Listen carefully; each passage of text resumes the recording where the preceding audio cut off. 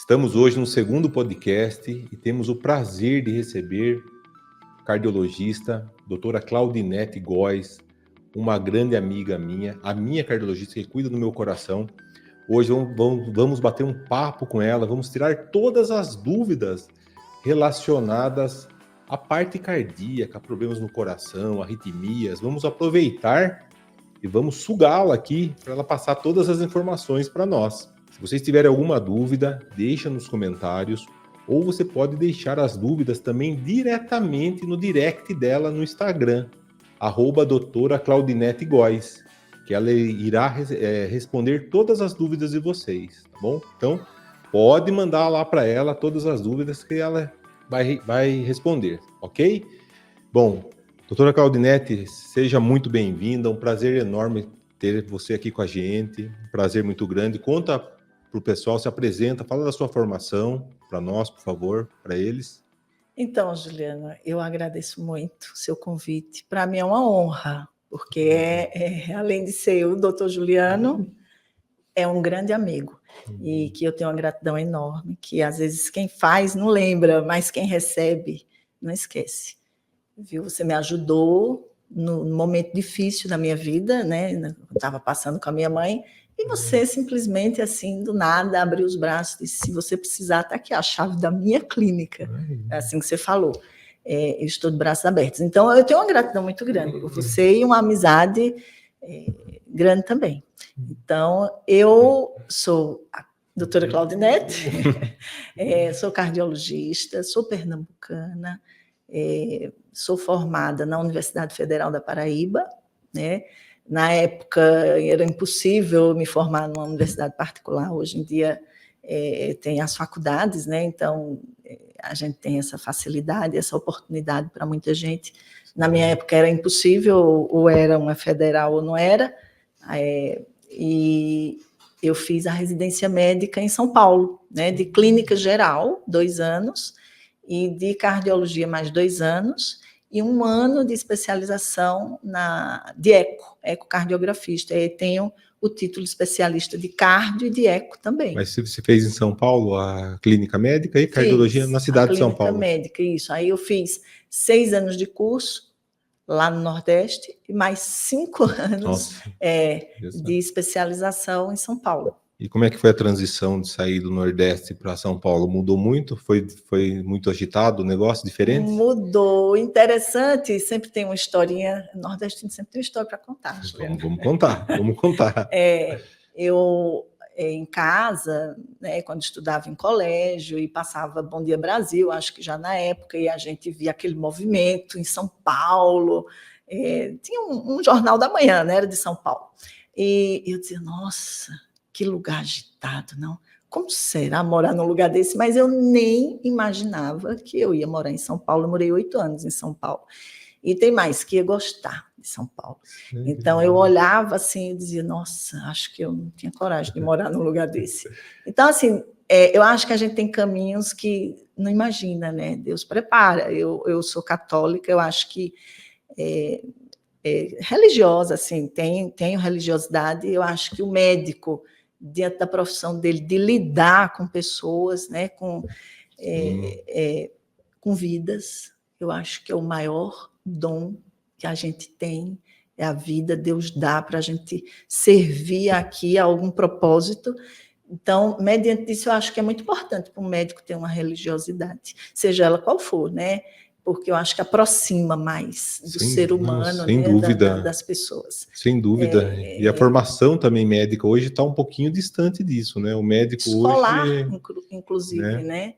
Até os nossos alunos, eu estudei em colégio de freiras, Nossa. Então eu sou suspeita para falar, mas tem uma curiosidade, né? Que não chegou mas a se concretizar, porque eu estou aqui como cardiologista, mas eu fui convidada para ser freira pelas freiras no colégio só ficou no convite, né? No convite.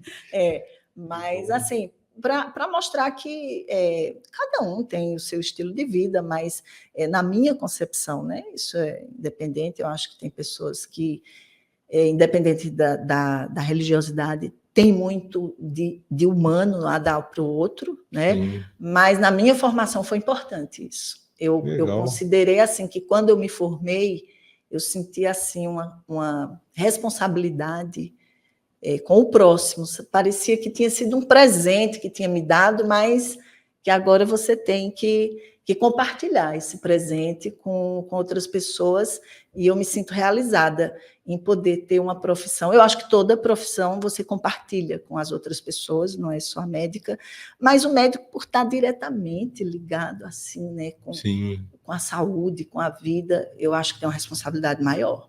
Eu acho que isso tem que estar bem em mente das pessoas que trabalham, em geral, na área da saúde. Não, sem dúvida. E outra coisa também que a gente percebe é que as consultas hoje, infelizmente, são muito rápidas, né? Às vezes os pacientes, ele não quer só a parte técnica do profissional. Não quer. Né? Porque tem coisas dentro de uma conversa que a pessoa sai curada, às vezes, no consultório. Verdade. Né? Não é exagero. Desabafando, né? Alguma coisa ali que está incomodando ele. E, infelizmente, hoje, a impressão que a gente tem, que trabalha no dia a dia, é que o médico, às vezes, devido à pressa, muitas vezes, na consulta, o sistema, né, é difícil. Isso que eu acho, Juliana. Eu acho que é um atributo da vida moderna, isso. Eu acho que vem com a vida moderna, porque antigamente tinha um médico de família. Sim. Né? Eles iam nas casas, bem antigamente, né? E era aquela consulta, conversa, não tinha pressa. Hoje em dia é tudo mecanizado. E a tendência é essa, infelizmente, né? O mundo está diferente. A gente, não sei se é da minha faixa etária, eu calculo, mas nós não somos tão idosos assim. E mudou muito da minha infância, 12, 13, 15 anos, para a atualidade. Nos últimos 20 anos, a coisa é totalmente diferente, né? A senhora pode falar a idade, então? Fala, o pessoal deve estar idade, curioso de saber, viu? Quantos anos a senhora tem de formado, então? Pronto. Isso é um perigo, falar quantos anos eu tenho. Então, vamos fazer as contas, Juliano. Então, assim, eu tenho 26 anos de formado. Você formou em 98, é isso? 97. 97? Então formou no mesmo ano que eu. Foi? Foi o mesmo ano, sou formado em 97 também. E você é mais novo do que eu, sabe por quê? Porque que eu me atrasei, porque eu fiz um pouquinho de magistério antes, porque eu queria ser professora. Ah, é? Olha que interessante, né? Bom. Então, eu admirava, sempre admirei e admiro muito. A profissão de professor, para mim, é a coisa mais linda que existe. Eu acho que até isso eu coloco dentro das minhas consultas. Sabe, que eu pego para os meus pacientes, eu quero explicar, eu tenho um modelo do coração, e vou explicando para eles. Aquilo me dá uma satisfação. Legal. E eu vejo o brilho no olho do paciente, quando ele começa a compreender o que está de errado dentro dele. E aí ele se propõe mais a se engajar, dizer, eu consigo, depende de mim também. Eu acho que quando você encontra um médico que tem essa postura de querer dar a você um serviço que é mais do que técnico, o paciente deve se aproveitar disso no sentido de contribuir também. Ainda bem que eu achei uma pessoa que tem interesse em que tudo dê certo, então eu vou fazer por onde também, né? E isso alimenta a vontade médica, né? Isso alimenta, porque quando você trata de um paciente que você vê que ele está contribuindo, você fica empolgado, né? Diz, como vai, seu fulano? Você está bem melhor, mas nossa, como foi? E os remédios está tomando, você já sabe de cara, né? Quando o tratamento está dando certo, o paciente tem uma aderência, né? E isso cria uma parceria forte. Verdade. Uma fidelidade, que eu acho que é outra coisa importante que eu considero na atualidade, como a gente tem muita informação, né, Juliana, nas redes sociais, que eu acho isso importante. Eu acho isso uma fantástica evolução. Bom, antigamente, né, a gente via muito o pessoal procurar o cardiologista quando estava doente, né?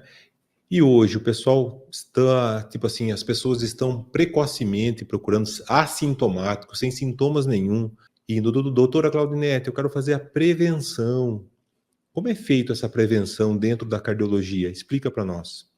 É super importante você abordar isso, Juliano, porque essa semana, né, eu uma paciente foi para mim, mas uma paciente já de idade, 70 anos, e eu disse, por que a senhora veio? Ela disse, não, porque minha filha me trouxe, porque na verdade eu não estou sentindo nada, eu estou ótima, eu estou bem.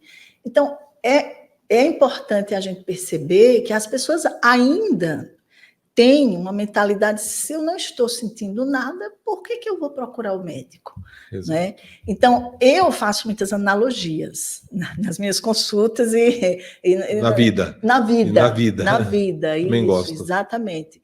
Então, eu brinco, eu falo para eles assim, olha, a gente não compra um carro zero? O carro é zero, tem defeito, teoricamente não tem defeito nenhum, o carro é zero, né? Mas a gente não tem que levar com tantos quilômetros para fazer uma revisão. Eu digo, uma máquina precisa de revisão. E nós somos o quê? Nós somos uma máquina. E uma máquina que, como todas as outras, a gente envelhece. Essa é a lei da natureza. A gente amadurece, mas a gente envelhece também, né? Então, antigamente, a gente percebia que, pelos hábitos de vida, as pessoas tinham, por exemplo, doenças ateroscleróticas que precisam de anos para se depositar gordura dentro das artérias, né? E nós temos artérias em todas as partes, então deposita não só no coração, mas no cérebro, nas carótidas, então pode levar às doenças que hoje em dia são as que mais causam morte natural, são as doenças cardiovasculares, infarto, AVC, né? E por aí. Então, as pessoas antigamente levavam anos para formar essas placas. Hoje em dia, pode acontecer delas se formarem mais precocemente, porque os hábitos da infância estão diferentes. Verdade. Não é? As coisas estão otimamente mais acessíveis, né? Existem comidas mais gostosas, deliciosas, doces, que antigamente a gente tinha aquele doce mais que era mamãe que fazia. Verdade. A gente não ia Sem dúvida. Né, numa loja especialista em doce, tinha todo tipo de brigadeiro, com todos os sabores. Hoje em dia as coisas estão muito atrativas. A própria gastronomia faz isso, né? As pessoas têm prazer hoje em dia em cozinhar, fazer, executar, provar. E isso vai se perpetuando. E também tem a indústria alimentícia, né? Que também está diferente. Sim, precisa sobreviver. Mas e aí coloca coisas... As formas mais... aditivos, condimentos... Isso, as formas mais agressivas que a gente podia não imaginar existe em salgadinhos, embutidos. Então, isso está fazendo com que as doenças venham mais precocemente. Sim. Né? Então, com pessoas 30 e poucos anos, eu já vi infartar, 40 e poucos anos. Então, cabe uma revisão periódica, não anual para os mais jovens, porque eu tenho uma mentalidade assim, uma ideia assim, que você de 30 aos 40, 10 anos de vida quando você está no 30 aos 40, é uma coisa. 10 anos de vida quando você está dos 50 aos 60 é outra. Quando você está dos 60 aos 70 é outra.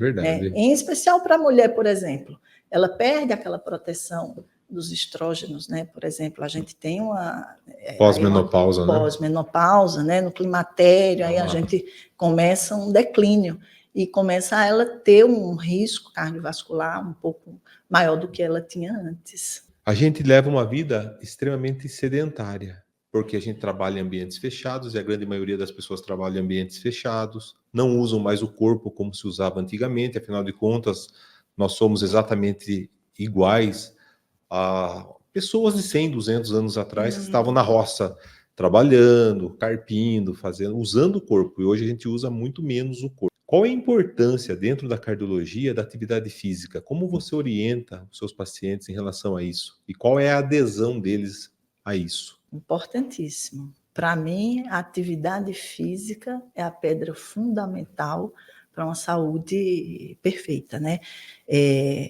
Em todas as áreas, em especial na cardiologia, porque a resistência, a disposição cardiovascular, a prevenção de doenças como hipertensão, diabetes, sobrepeso, que são fatores de risco importantíssimos para as doenças que que podem deixar a gente limitados, né? Então, é fundamental essa atividade física, a gente introduzir na nossa consulta, perder um tempo a mais em tentar convencer o paciente a se integrar nisso, porque é fundamental. É uma necessidade, tanto quanto você comer, escovar os dentes, tomar banho. Sim, verdade, Deveria entrar na nossa rotina. Veja, antigamente a gente não tinha essa visão também, Juliana, de ter essa necessidade de atividade física.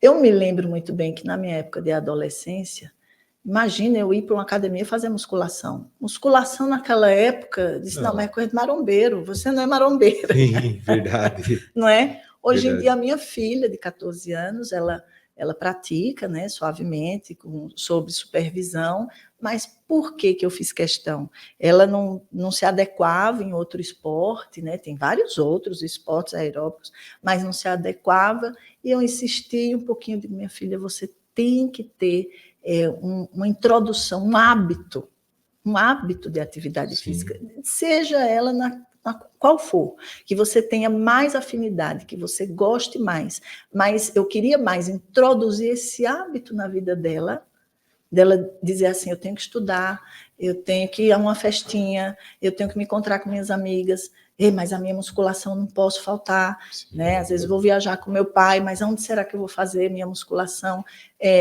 Musculação é um exemplo, mas pode ser qualquer atividade física, né? Uma caminhada, E deixa eu tirar uma dúvida, falando em atividade física, eu lembrei aqui. Então, uma pessoa quer começar a fazer uma atividade física. Quais são os exames cardiológicos indispensáveis, extremamente importantes que a pessoa tem que fazer para começar a fazer uma atividade física mais forte, sem ter risco de ter uma arritmia, sem ter risco de ter um infarto fazendo atividade física? O que você pede para os seus pacientes? Do ponto de vista de diretrizes, né, se a gente for falar cientificamente falando, né, que hoje em dia é medicina baseada em evidência, só que eu acho que essa medicina baseada em evidência tem que ser usada como uma trilha, não como um trilho, para o médico ficar engessado naquilo. Você tem que usar o bom senso. Daí eu acho que é onde vem um pouco a sabedoria de você saber usar os seus instrumentos. Os nossos instrumentos são o que? O conhecimento, né? O conhecimento, os estudos científicos, então é o nosso instrumento. E a gente tem que saber usar isso. Então, de acordo com os estudos científicos, o médico cardiologista deve exigir do paciente um eletro. É uma avaliação, uma consulta médica, uma avaliação criteriosa do cardiologista, não é aquela consulta rápida, né? Você tem que examinar o paciente, pulsos, ausculta, né, cardíaca, procurar ativamente algum sinal clínico que sugira a realização de exames mais sofisticados. Mas se o paciente, dependendo da idade, do perfil, já do estilo de vida dele, da genética, você tem que fazer um histórico familiar, se já teve alguma síncope na família, se alguém já morreu subitamente, se os pais ainda são vivos, se tiveram morte súbita, com que idade. Então, uma consulta clínica bem feita dá ao cardiologista, ao profissional, essa noção de quais exames devem ser pedidos para cada paciente, mas que se o paciente não sugere ser um paciente de risco, um simples eletrocardiograma já é grande coisa. Então, mas seria fundamental ter uma avaliação antes de se começar a atividade física, em especial quando se tem mais idade, né? Mas não que os jovens também não possam ter eventos cardiovasculares dentro de uma academia. Mas você vê que é raro. A gente não está dentro da academia e vê fulano caiu ali, deu um ataque ali. É raro, mas existe. Existe, então, assusta, né? Assusta. É raro, mas se acontecer, é com você. Você foi o raro. Então, por isso que a gente tem que ter essa responsabilidade e essa ação proativa de querer fazer a coisa certa. Principalmente, né? Eu vejo na prática diária pessoas acima do peso que decidem do dia para a noite, a pessoa fala assim, não, agora eu acordei. Perfeito. Até 120 quilos a pessoa não percebeu que estava acima do peso. Aí com 121, a pessoa percebeu. Eu vou mudar. Aí coloca um saco plástico um lixo, saco de plástico, coloca 2, 3 blusas em cima, começa a fazer atividade física para suar e daqui a pouco acontece uma tragédia, né? Eu acho que é perigoso. Eu acho que quando é jovem, magro, tem o hábito, é uma coisa. Agora, uma pessoa que já tem comorbidades, está acima do peso, eu acho que é mandatório, antes da pessoa fazer um negócio desse, a pessoa ir ao cardiologista. Acredito que, nesses casos, há necessidade de fazer exames mais sofisticados, né? Como Holter, eco, né? Tem. Então, esse é perfeito, Juliano, porque a gente fala para a gente, da área de saúde, a gente acha isso muito óbvio e lógico. Você diz, não, ninguém vai, num estado desse, que tem mais risco de acontecer alguma coisa, se submeter a um esforço físico. Não, agora eu vou dar um de rock balboa, né? Exato. Então, esse é um perigo grande, né? Eu já vi casos, eu vi pessoalmente, né? Deu até alertar, eu disse, olha, você já fez sua...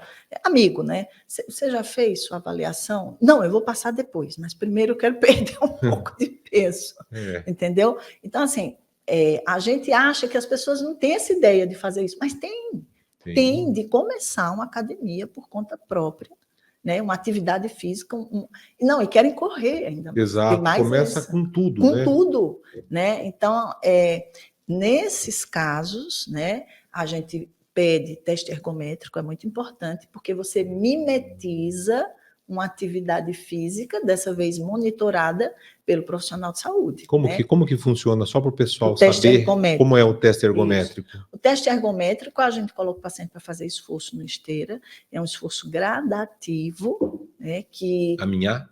Ele começa caminhando, né? E, em alguns casos, há necessidade de dar uma corridinha, um trotinho. As pessoas ficam um pouco assustadas, em especial idosos, quando eu digo assim, a senhora precisa fazer um teste ergométrico. Eu disse, não, mas eu não consigo correr, doutora. Como assim? Olha a minha idade.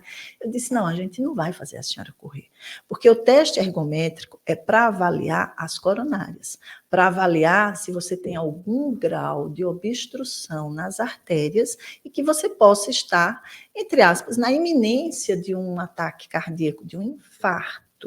Ou se você tem alguma arritmia ou algum histórico familiar que passou desapercebido, você não sabia, você começar a executar atividade física e lhe dá uma arritmia, que as arritmias, geralmente a grande maioria são benignas, mas você pode ter uma arritmia maligna, uma arritmia fatal, inclusive, é desencadeada pelo esforço físico.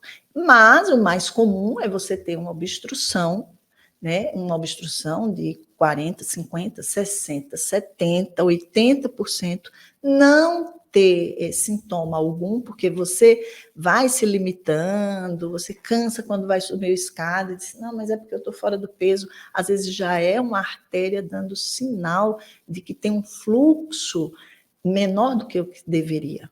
Né? E o próprio paciente não consegue enxergar isso. E aí dá aquele estalo, eu vou fazer atividade física, ele começa com atividade física extenuante, vamos supor que ele tivesse 80% de obstrução de uma artéria, aqueles 20% dava conta da vida sedentária dele, mas de um esforço não dá. E como é que o teste de esteira capta isso? Né? Então o coração ele é irrigado por essas artérias. Como eu desgosto de analogia, eu explico assim para os pacientes. É como se você tivesse um terreno, como eu sou nordestina, eu vou falar do Nordeste, um terreno no Nordeste que o ambiente seja difícil de adquirir água. Então, eu vou plantar tomate e eu quero uma irrigação ali. Então, o que é que você faz? Você prepara os canos e vai irrigar aquele terreno. E aquele terreno está sempre cheio de tomate. Né? No dia que um dos canos da sua irrigação obstruiu por algum motivo, entupiu, aquela área que ficou sem a irrigação morreu. Tudo o tomate. Isso. Acabou. Isso seria um infarto no hectare lá. Sensacional a analogia, adorei, sensacional. Então, é mais ou menos isso para as pessoas ficarem entendidas. Só que esse cano não entope de repente, ou pode também. A medicina é interessante, é fascinante, mas também dá trabalho a gente por isso, porque existem pontos fora da curva. Geralmente todo mundo tem uma sequência da evolução da doença, mas tem um ou outro que evolui diferente. E aí as pessoas dizem, o médico errou. Eu digo, não, mas não é difícil. Não é difícil errar na medicina porque cada pessoa é única e você não sabe, como médico, se essa pessoa faz parte dos 90%, ou dos 99%, ou dos 98%, ou se ela é o ponto fora da curva. Exatamente. Né? Então, assim, quando a pessoa tem uma obstrução da artéria, ela vai se desenvolvendo lentamente, né? E você não percebe, e você resolve fazer atividade física. O que é que o teste de esteira faz? Ele pede para o coração trabalhar mais. Para ele trabalhar mais, ele quer mais irrigação. E se você tem 80% de obstrução, eu disse, os 20% está dando não, viu, para mim. E o paciente começa na sua frente a desenvolver sintomas clínicos característicos que um médico experiente vai interpretar como, opa, perigo. E também pode desenvolver, ou vai desenvolver, no traçado eletrocardiográfico, porque você está todo monitorado, lá do computador, fica passando o seu traçado, o desenho, vamos dizer assim, eu estou falando de uma forma Claro. Mais acessível, o desenho que tinha no seu eletro basal vai se modificar, vai ser diferente do esforço. Opa, sinal de alerta. Né? Red flag, é uma bandeira vermelha aqui. Então, a gente para o exame. Então, o paciente ele não precisa necessariamente atingir a exaustão para poder o médico dar um diagnóstico. Agora, se é uma pessoa treinada para realizar o teste, o médico não está ali naquele momento, o técnico às vezes não consegue ter esses nuances e interpretar que é hora de parar. Não deu o momento exato de parar, mas é hora de parar, porque o paciente está apresentando alguma diferença. Então, isso é uma capacidade que é do médico, né? Assim, do profissional, porque já realiza há muitos anos e quanto mais tempo, mais experiente a gente fica. E uma coisa interessante, doutora, é o seguinte: você faz o teste ergométrico, você viu que essa pessoa passou mal, né? Você vai encaminhar ela para fazer um cateterismo, ou seja, essa pessoa vai avançar no tratamento antes de infartar, né? Perfeito. Eu acho que essa é a verdadeira prevenção, né, no caso, né? Perfeito, Juliano. Você sabe que me permita, né? Eu estou chamando você de Juliano. Por favor. Por favor, fique à vontade. Então, Nós somos amigos, fique à vontade. Amigos. É que você me chamou doutora Claudinete, até estranho. De vez em quando eu falo doutora para a senhora, sabe? Eu acho que você tocou num ponto importante, é tão interessante, que são coisas que acontecem no dia a dia do meu consultório. Quando uma pessoa dá um teste sugestivo, positivo, para isquemia miocárdica, quer dizer, falhou a oferta de sangue para a bomba cardíaca, para o músculo miocárdico, ou seja, a demanda foi maior do que a oferta, eu identifico que tem uma isquemia e que tem alguma obstrução a caminho. Isso foi identificado antes que o paciente fosse acometido por um infarto. Mas quando eu identifico isso, termino o exame, aí eu vou dar a notícia para o paciente. Olha, então, geralmente é meu paciente mesmo, né? Então, a gente fica ali um tempo grande na consulta por isso mesmo, porque eu vou explicar como é o exame, o que foi que o exame deu. E o resultado. Eu disse, olha, o seu resultado é sugestivo de que tem alguma artéria querendo obstruir. A pessoa fica triste, Juliana. Fica triste. Diz, deu alterado o meu exame. Eu digo, não fique triste. Você é uma das pessoas que está conseguindo chegar antes do infarto. Sim. Se você não tivesse vindo, não tivesse tomado a iniciativa, às vezes eu falo para os pacientes, eu digo, olha, a grande sacada é você ter vindo sem sentir nada, porque você veio, não, eu vim fazer uma revisão. Eu digo, isso já é um passo maravilhoso, porque eu digo, essa pessoa tem interesse em se cuidar, em se prevenir, em estar pensando no futuro. A pessoa ganhou na loteria, a verdade é essa, né? Aliás, eu acho que é mais fácil ganhar na loteria, às vezes, do que pegar um caso assim, né? Juliano, resolver, olha, né? É muito importante, porque o que a gente pega também, geralmente, é o quê? As pessoas que tiveram infarto, foram para a Santa Casa, ou foram para algum hospital, foi feito um cateterismo, foi feita a desobstrução, colocado um stent, e aí, nesse caso, que foi dada a oportunidade dele viver mais uma vez, eu digo, a gente costuma prevenir câncer, a gente faz mamografia, a gente faz exame de próstata, a gente faz Papa Nicolau, Colonoscopia, colonoscopia, não é? endoscopia. Endoscopia, prevenção de cânceres, que se a gente sabe que se pegar na fase inicial, a gente tem tratamento e tem cura. Então, mas as pessoas esquecem de prevenir o infarto, prevenir o AVC, Sim. né? Uma avaliação clínica cardiológica bem feita e exames bem executados consegue detectar precocemente, né, uma possibilidade de você, um futuro muito longínquo ou breve, ser acometido por uma doença limitante, infarto ou AVC.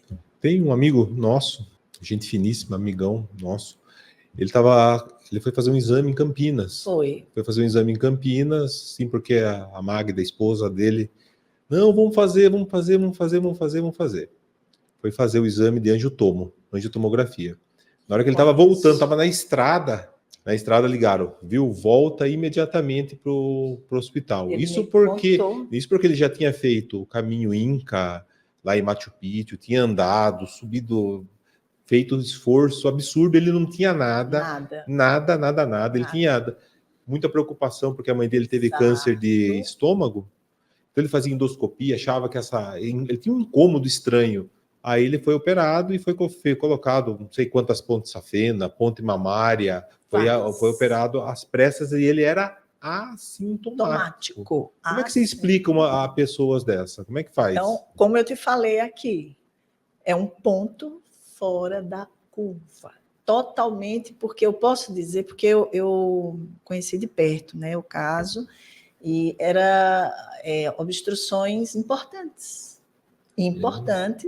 em muitas coronárias. Coisa, né? Então, é um ponto fora da curva. Entendeu? Tem uma condição dentro da cardiologia, né, da doença coronariana, que tenta explicar por que um paciente com lesões tão sérias evolui assintomático. Então, essa condição diz que o paciente é balanceado. Nós temos 3 artérias principais, né? Ele tem uma irrigação balanceada. Nós temos 3 artérias principais: coronária direita, a coronária esquerda, que fica descendente anterior e circunflexa. Então, coronária direita, descendente anterior e circunflexa. Vamos dar uma hipótese aqui. Então, se você tiver 90% nessa, 90% nessa, 90% nessa, existe uma condição que diz que o paciente é balanceado. Ele tem um balanço na irrigação do miocárdio. Está equilibrado, a deficiência está equilibrada. Uma deficiência equilibrada. Equilibrada, que talvez o organismo dele conseguisse compensar de uma certa maneira, mas que a qual momento... A qualquer momento... Era morte súbita, né? Morte súbita, de repente. Né? Então, existem também outras condições que são curiosas. Por exemplo, tem um nadador... que ganhou uma Olimpíada, eu não vou lembrar o ano, mas ele foi um nadador campeão de natação de Olimpíada. 2 anos depois que ele ganhou a medalha, ele precisou fazer uma cirurgia cardíaca porque tinha insuficiência aórtica. Nossa, né? Que coisa, né? E um atleta, e veja, se essas pessoas não são monitoradas, são, né? Mas sim, veja, ele tinha, certamente, quando ele estava praticando lá as atividades dele, ele já tinha, e talvez até quando ele foi campeão, ele já tinha um grau de insuficiência aórtica. É porque o coração consegue, em algumas pessoas bem treinadas, criar uma condição de... Ele driblou o defeito que apareceu, mecânico que apareceu, de tão bem condicionado que é. Então, isso é raro. Mas acontece, é um ponto fora da curva. Por isso que a medicina é essa caixinha de surpresa, né? Agora, vamos falar da população em geral. Em geral, né?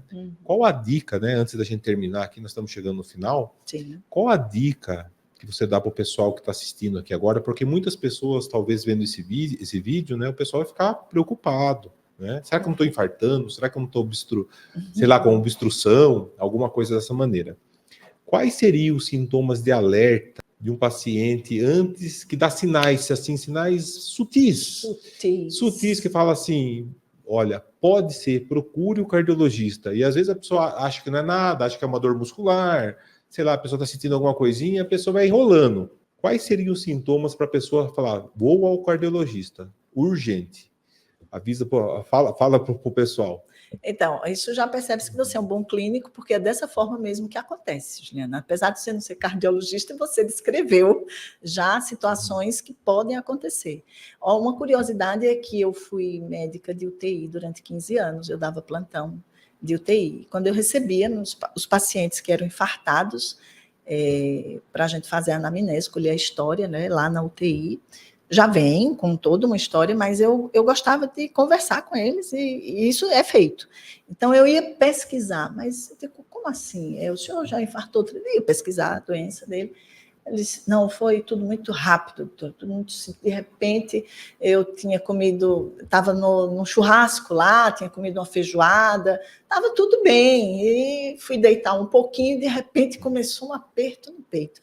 Esse é um exemplo, mas acontece. E aí eu disse, mas o senhor nunca sentiu nada antes? Como assim? E aí saiu correndo para o pronto-socorro, todo o sintoma clássico de infarto, palidez cutânea, sudorese fria, dor em aperto no peito muito forte, né? Lancinante. Então, existe o quadro clássico. Eu disse, mas o senhor nunca sentiu nada? Como foi que foi pego assim de repente? Eu disse, não, nunca senti. Não, na verdade, sim. Eu sentia uma dor no estômago, um desconforto, e aí eu achava que era uma gastritezinha. Isso vai passar, exatamente como você contou. Outros, eu subia uma escada, me sentia cansado, mas eu achava que era falta de condicionamento puramente, porque você pode ter as duas coisas. Pode ser só uma falta de condicionamento? Pode. Pode ser uma falta de condicionamento com um comprometimento coronariano? Pode. Pode ser só comprometimento coronariano? Pode. Pode também. Entendeu? Então, assim, alguns sintomas. Um cansaço incomum. Você disse, nossa, eu subia, você mora no 3º andar, nossa, eu ia de escada, agora não consigo nem subir o primeiro, agora como assim? Em pouco tempo, né? Num tempo reduzido. Dores no peito que aí vão ficar na incógnita, Juliano, porque realmente pode se assemelhar. Uma dor muscular, uma dor de gases gástricos, uma crise de ansiedade, uma síndrome do pânico, eles mimetizam muito semelhantemente uma dor cardíaca. Eu acho que pecar pelo excesso Exato. Nunca é demais, né? Então, procurar pelo em ovo. Vai ao cardiologista, faz os exames, não é nada. Beleza, né? Vamos investigar o estômago, vamos ver se não é uma esofagite, vamos ver a parte muscular.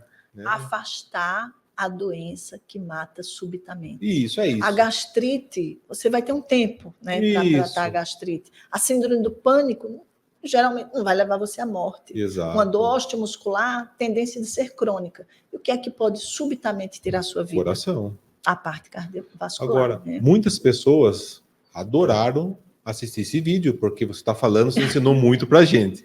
Sim, você está fazendo consulta online? Faço. Pessoal, telemedicina, né? Faço. Então, pessoal, quem tiver interesse de passar com a doutora Claudinete, deixar o telefone aqui, deve deixar em algum ponto aí, vai estar o telefone dela, no link aí para vocês, tá bom? Então é só clicar e agendar com a Mônica. A Mônica é a secretária dela. Isso, fiel escudeira, Mônica. Fiel escudeira dela, Mônica, minha grande amiga, Mônica.